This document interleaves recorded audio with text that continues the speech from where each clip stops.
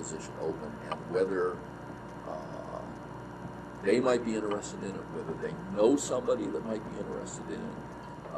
And I get down later to talking networking to the max. And that's a little bit of what I'm talking about here. Any place that you can network and have other people praying about your need for that position as well, bring that to force.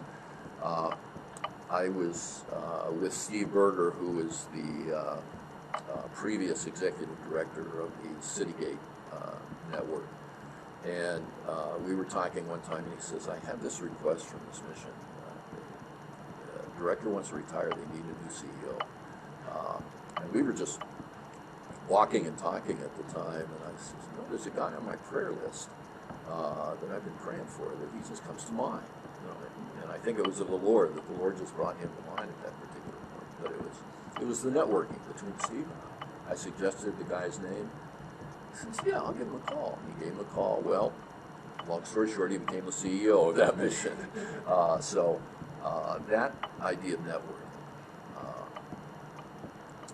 additionally. Train them up. It is fun to get that raw material and have the vision for what they can become. And one of the reasons I believe in this is because a fella spoke at a church about the youth ministry of a rescue mission. And a young fella, 16 years of age, said, hey, can I come volunteer?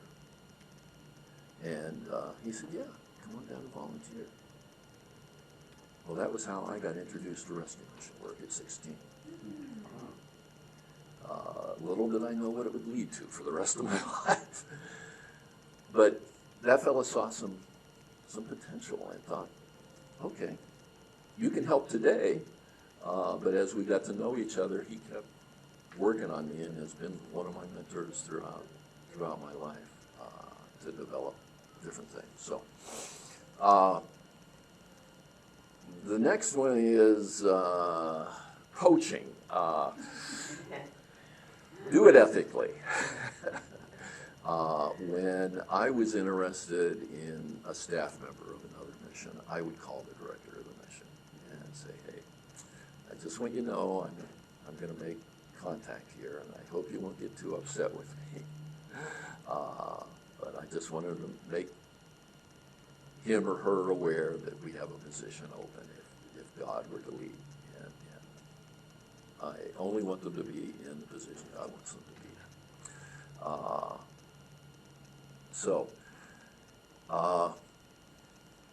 Particular individual I had on staff, we had an open,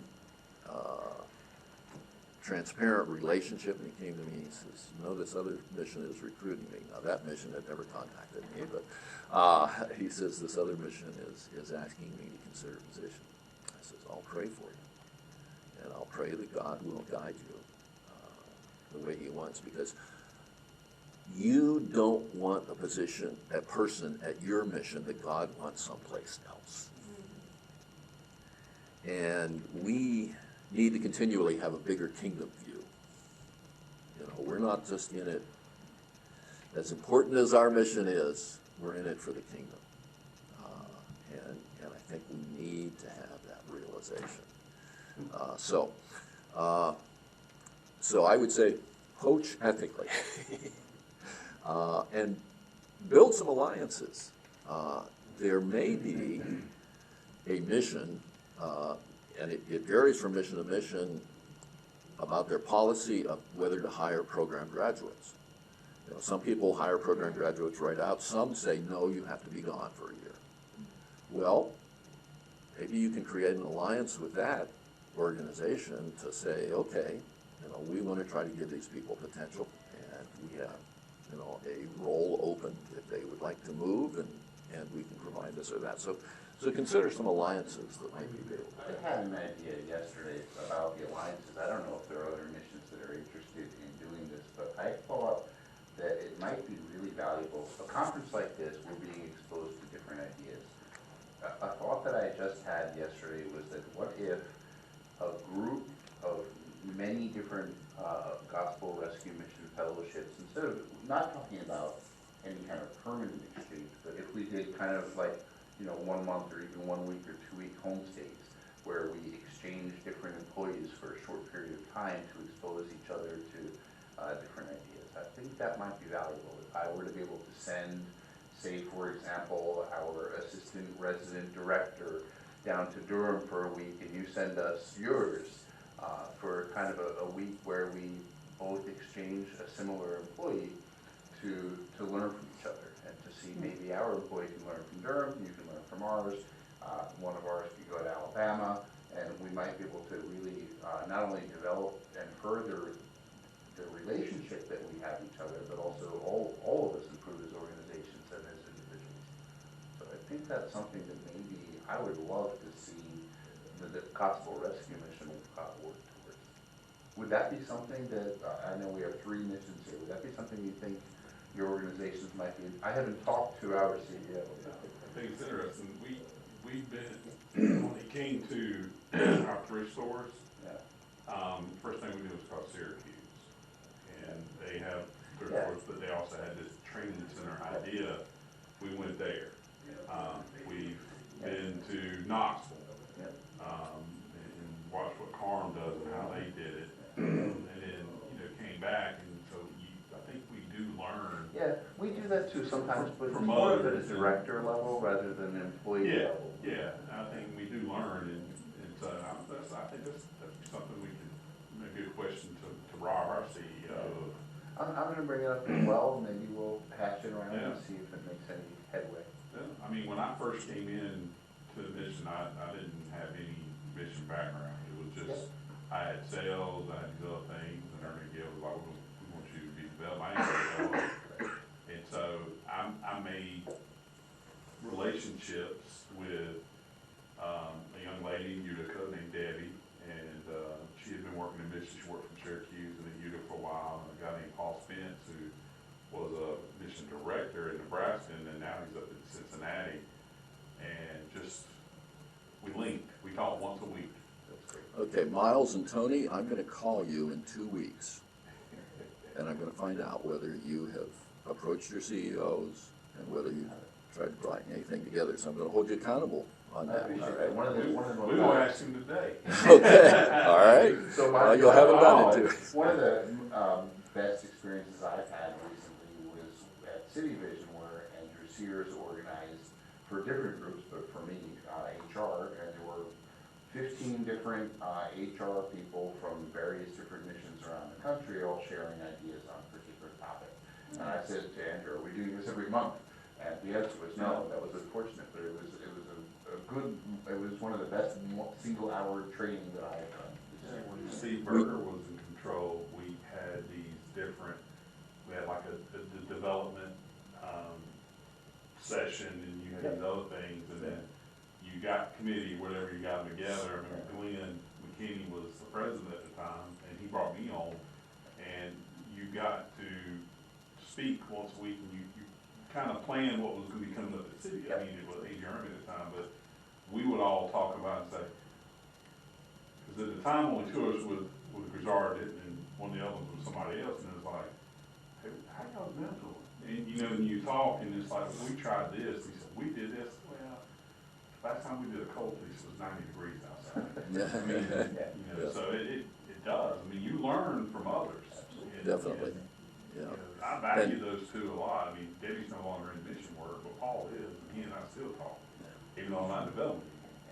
One of the things that came out of that advisory council that Miles is referring to is a spreadsheet that had just a list of different things. I emailed it to Christy, and that's one of the add-ons that I was going to add to sending you these slides if you would like them. So it's just a list of different resources, but it not only lists resources in HR, it lists them in development and program as well that different missions are using. So yeah, that's one of the things. Well, let me get to screening candidates. If you find those candidates, you know about reviewing resumes and cover letters, and you know not to believe everything on a resume or to question some things on a resume. People have gotten very good at that. But it allows you to narrow some of the candidates down. I would suggest looking for key words of experience, or their mission, vision, and values, some of their connections that they may have too.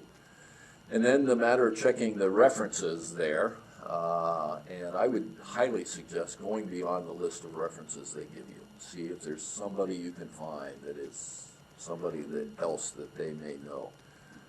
My horror story of a director of development is I checked the references, I checked the resume, I decided to go ahead and hire him.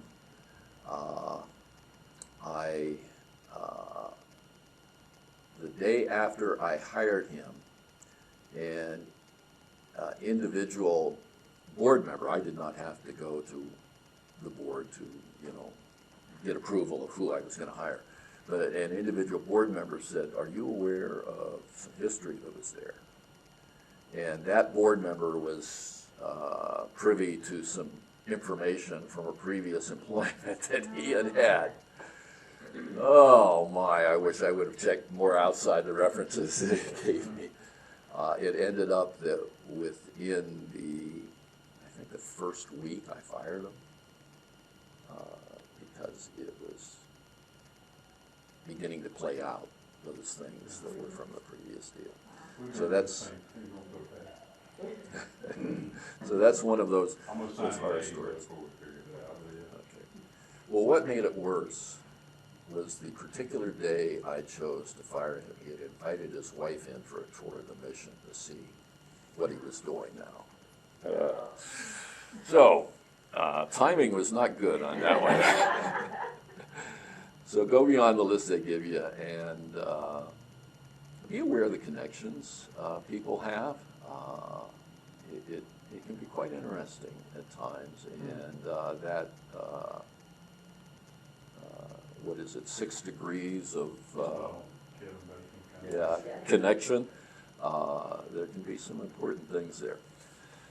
Conducting effective interviews, assessing the skill fit is one of the things that certainly you want to do, and you know this. If you're not the expert in the field, have someone join you in that interview that knows that particular area better. If it came to the kitchen, I'd probably have my wife join me because she knows those areas much better in culinary. I was recently interviewing somebody, and we were checking out their technical skills, and they couldn't remember a software program that they used in project management. And well, you must not have used that particular project management software very much if you couldn't remember the name of it. So there's those kind of things. But don't, while you're looking for particular skills, don't neglect the soft skills of communication, of teamwork, of adaptability, of problem solving. There's a whole area of soft skills there. Gene Habecker, Dr. Gene Habecker, former director of the American Bible Society, president of Huntington University, and I'm not sure what he's doing now, but wrote a whole book on the soft skills for the Christian and the things to look at there. Certainly you want to assess the cultural fit. Is this person with us? And it goes right back to that mission, vision, and values, and also the culture of your particular organization. Tony referred to, we're not a mom and pop organization anymore, and if somebody's looking for that kind of organization, are they going to be the cultural fit, and to be aware of that. I tried as much as possible to involve somebody else in the interview. And it goes back to that framing, how I hear something may be different from how somebody else hears something. And while I'm looking down to know the next question I'm asking and checking that I've got the next one, I may stop the maximum listening at that particular point, and so am I they're free to do the listening right then. So where you can involve other people. And the process that you use, you have to determine, sometimes I've used a phone interview as an initial interview. If I had a lot of applicants and I really felt that some of the, quite a number of them were good, I'd use an initial phone, and then I'd narrow it down to the in-person for the first interview, and a second interview. I rarely do a third interview, but there's a number of times where I've done a second interview with people. And is there something in the interview that you need to do some sort of proficiency test? You know, it used to be for administrative assistants a typing test with something that would be done. If you're hiring somebody in IT, you may want to give them a proficiency test on programming or whatever else it may be, and how knowledgeable they are in that particular area. So conducting effective interviews, and so much of it keys into questions in the interview and questions you're asking. I collect questions, and so to prepare the thoughtful questions that go beyond the resume. Now there may be, you know, questions that pop up because of the resume or things of that sort, but to prepare those questions. One question that I have consistently asked that brought more interviewees to tears than any other question was, what's the toughest thing you've ever had to face in your life? And that's an open-ended question, and I said, personal or work, what's the toughest thing you've ever had to face? And it was a question that gave me more insight into the individual, to know how they were going to handle certain situations, how they would handle trauma. And if they say, well, let me see, I had a lot of work to do one time, and that's not a very tough problem to deal with. But on the other hand, I actually got to the point where I made sure I had a box of Kleenex available for the interviews, because one young woman went into the sexual abuse by her father. And I knew I had somebody that was willing to be transparent with our women at that point. You know, so it's opened up all sorts of things at times, and it's open-ended enough that it doesn't cross any of the laws that we have to be careful about what questions we ask, because that certainly has to be something. One of the add-ons that I would send you is a list of competency questions. And it's a Word document of 24 pages. So it has a lot of questions on it in 5 particular areas. And I didn't ask the whole, I didn't ask the whole 24 pages. But I would go down and I would review it as I was putting together the questions that I wanted to ask these people to see if there was something that applied. So, you know, questions like, you know, who's into IT here feels it fairly okay. How do you store your passwords? That's a good question. That's a question we'd love to ask everybody, but yeah, we have actual, half the employees don't use it, but we have a password manager called Bitwarden that is free to us from one of our vendors, and we try to push that out, but it's not uncommon for us to walk into one of the offices and it be on a cheat sheet or That's not the answer you want. You don't want, I put it on Post-it notes in this notebook that I keep in the first top drawer of my desk, you know. I'm not saying who, but a very high-ranking person put their keyboard up, and it was under their keyboard on sticky notes. When I say high-ranking, yeah. Can't get higher than the CEO, probably. Wasn't the CEO, Oh, okay. but they can turn the neck of the CEO. So, But yeah, yeah. that's I don't think people realize how that can really hurt the mission.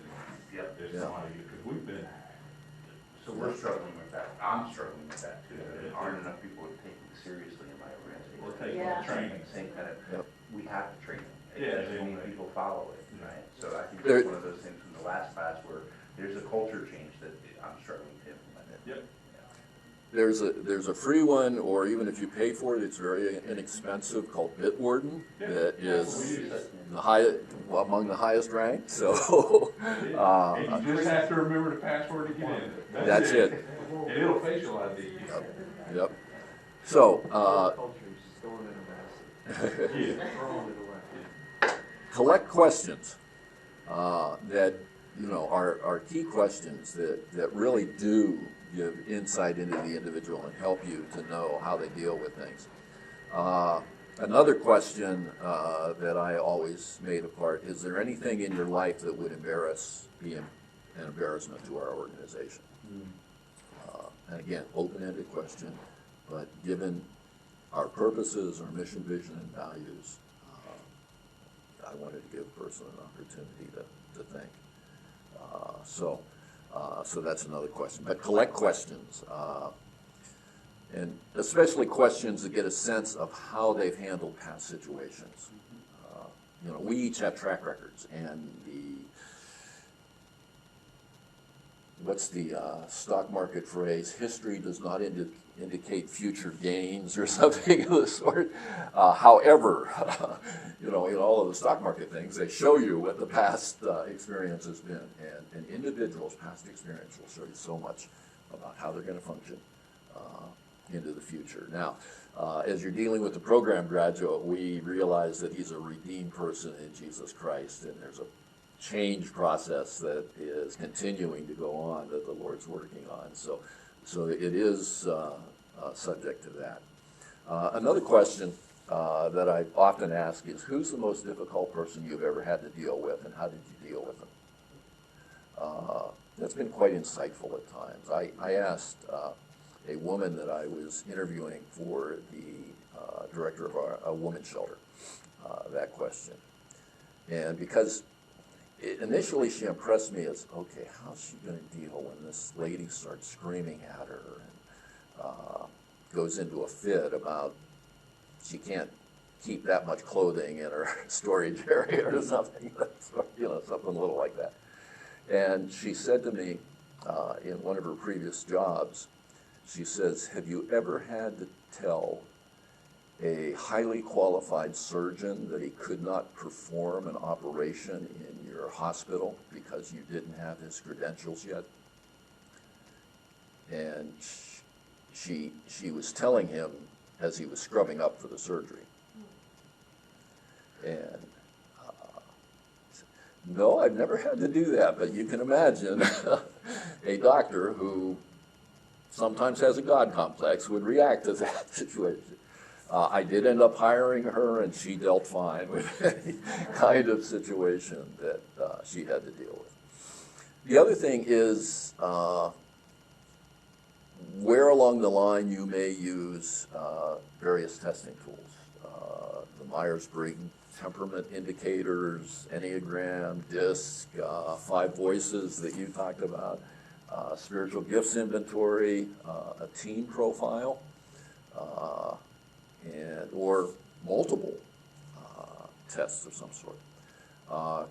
Quite often, if a person, there are so many that had college education that had already taken the Myers-Briggs deal that they could tell me whether they were an INTJ or whatever else it had been. But if they hadn't, I did not normally go through the deeper paid version, but there's free online versions that I would ask the person to take and come back with what they are, so that I had a better understanding of them. So what testing you do. And I would recommend this not only from the interview process, but also in your team currently, to know better how to communicate with each other and the framework that you're going to be dealing with. I've not seen too many programs use it for the men in their program or women in their program, but I think it would be interesting to help them understand themselves better. I think you have to be careful, like, when you use that, right? I mean, currently, we talked about the 5 voices because it had been mentioned to me at the CLA, but we currently don't use any assessments in our hiring process. I think there's certain ones, like, you have to be careful when you use them, like, certain ones you can't use ahead of hiring versus after, like, I think the Okay. skill assessments, obviously, is different, like, you can use those in hiring because you kind of hire an IT person, you wanna see what their skill level is, but some of the, like, personality things, I think you kind of have to be a little more careful Okay. of. I would definitely So check talk that out. check in on that before you use them for the hiring process. Any of you who use Angie Kreiner, maybe, she could probably answer that much better than I could. She's amazing. She strictly deals with rescue missions, and she is a, HR consultant, HR consultant. Guru. yeah. Yeah. Oh, she was on the, Falk. Yes, Yeah, yes, she was. She actually Yeah. did the human resources, She- the free human resources course for City Vision Institute. And the tuition one, yep, yep, so. She'll look, she knows all the laws when they're coming, almost for every state, Yeah. picks on California a lot.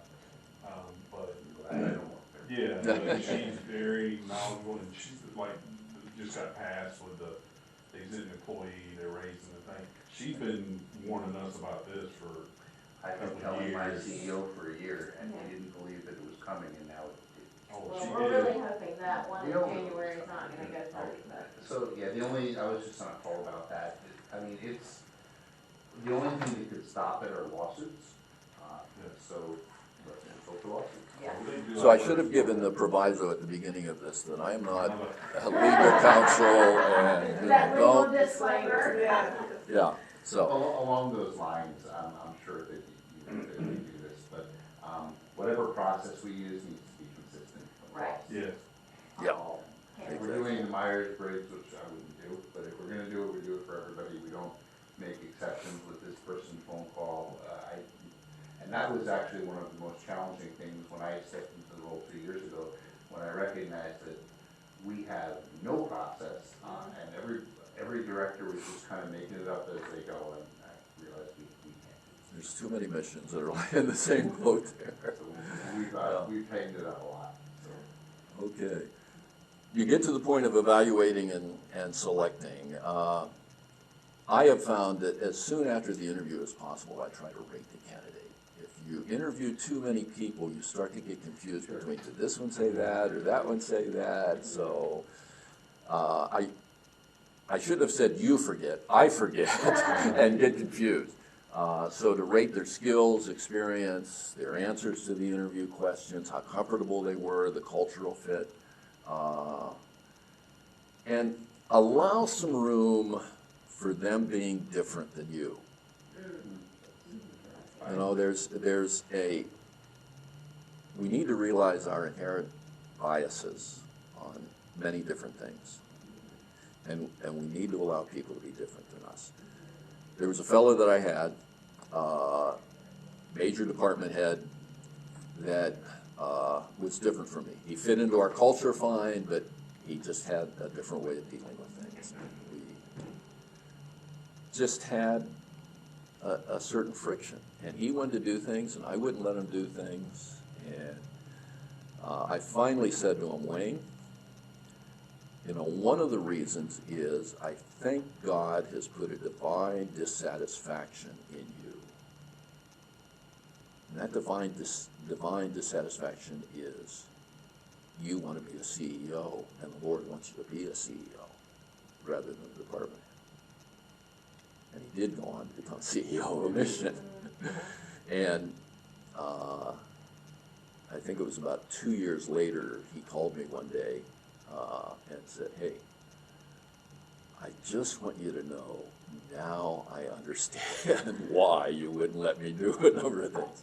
And until he was in that role, he couldn't see some of those different things. So allow for, you know, a number of differences with people that don't quite have your personality or something of that sort in making the selection. Keep it going with the onboarding. Get them off to a good start. Whether you use a probationary period, whether you use a trial run with a short-term contract, this is something you could do with program graduates. Tony, you mentioned an employment agency approach. I know in couple missions that are doing that and have found it quite successful. Also, have a mentor that's available from your staff for that new person, so that they can ask what they feel are the dumb questions. There's no dumb question if you don't understand something, but that they can do that. You already referred to it, succession planning.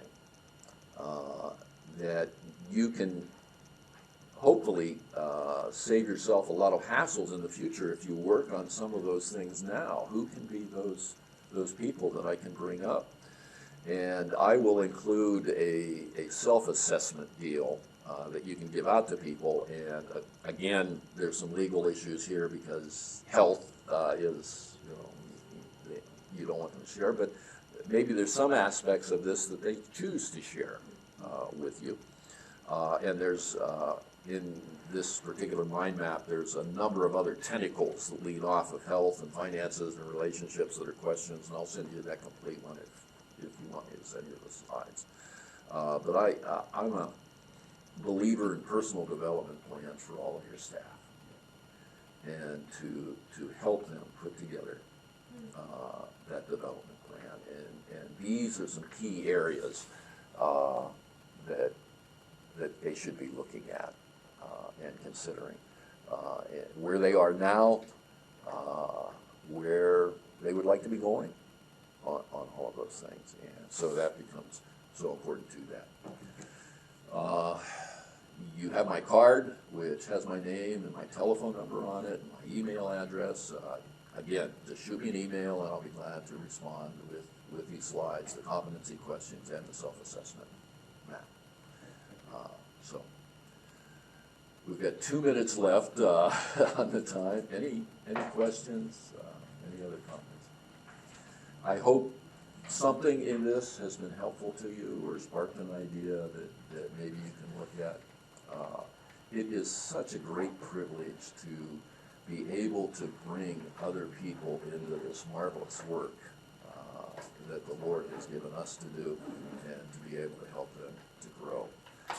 The Lord gave me a verse which I have not yet memorized, someplace in Psalm 70, that if I paraphrase it, is even though I age and get gray, that the Lord allows me to challenge the next generation.